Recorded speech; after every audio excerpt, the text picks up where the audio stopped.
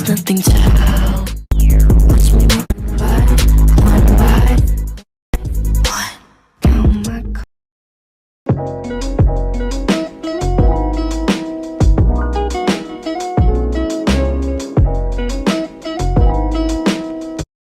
If you're still struggling with consent, just imagine instead of initiating sex, you're making them a cup of tea.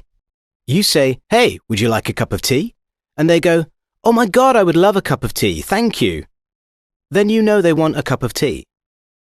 If you say, "Hey, would you like a cup of tea?" And they're like, I'm not really sure.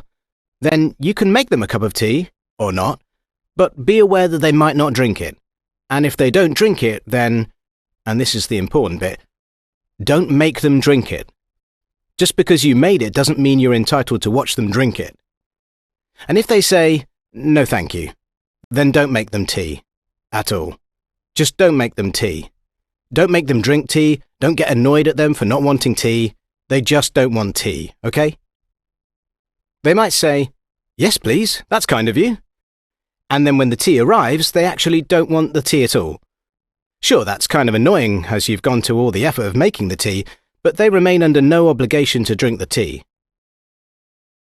They did want tea, now they don't. Some people change their mind in the time it takes to boil the kettle, brew the tea, and add the milk. And it's okay for people to change their mind, and you are still not entitled to watch them drink it. And if they are unconscious, don't make them tea. Unconscious people don't want tea, and they can't answer the question, "Do you want tea?" because they're unconscious.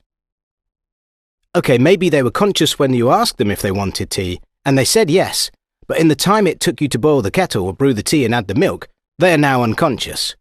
You should just put the tea down, make sure the unconscious person is safe, and this is the important part again, don't make them drink the tea.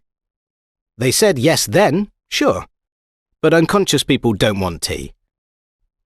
If someone said yes to tea, started drinking it, and then passed out before they'd finished it, don't keep on pouring it down their throat. Take the tea away. Make sure they are safe, because unconscious people don't want tea. Trust me on this. If someone said yes to tea around your house last Saturday, that doesn't mean they want you to make them tea all the time. They don't want you to come around to their place unexpectedly and make them tea and force them to drink it, going, "But you wanted tea last week," or to wake up to find you pouring tea down their throat going, "But you wanted tea last night." If you can understand how completely ludicrous it is to force people to have tea when they don't want tea, and you are able to understand when people don't want tea, then how hard is it to understand when it comes to sex? Whether it's tea or sex, consent is everything.